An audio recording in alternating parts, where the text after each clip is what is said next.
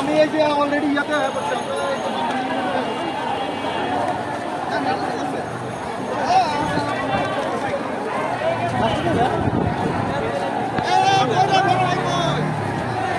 ঘুমে যায় রাত